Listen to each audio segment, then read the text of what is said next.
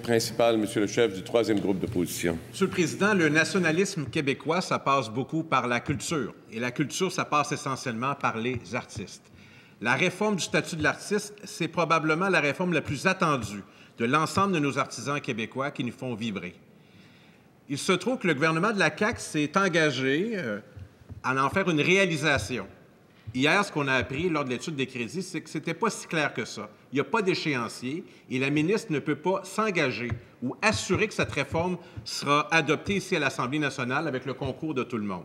Donc, ma question, est-ce que la ministre va pouvoir respecter l'engagement électoral de la Coalition Avenir Québec et qu'on va pouvoir réformer le statut de l'artiste au bénéfice de tous nos artisans qui ont besoin de bien plus qu'une tape dans le dos?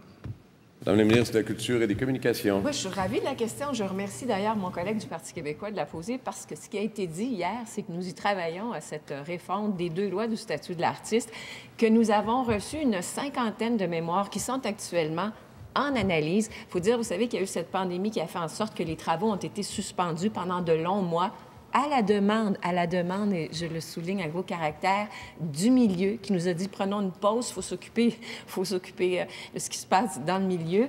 Et là, nous avons repris les travaux. Par ailleurs, on me demandait hier une date précise, un engagement pour nous dire à quel moment je déposerai le projet de loi. Même la collègue, je pense, de Tachereau ou du Parti libéral me disait, pouvez-vous nous garantir que vous allez déposer en octobre ou d'ici, avant la fin de la session? J'ai dit avant la fin de la session, c'est factuellement impossible. On parle d'une loi ici de plusieurs articles, de centaines d'articles.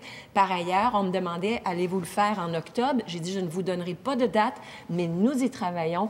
Nous voulons faire en sorte que cette loi, qui quand même là, date de 1988, ces deux lois, soient vraiment actualisées. Alors, j'ai vu quelques titres qui m'ont fait sursauter. En aucun cas, nous ne renions nos promesses. Nous y travaillons, Monsieur le Président, à modifier ces lois. Cela met donc fin à la période de questions de réponse orale.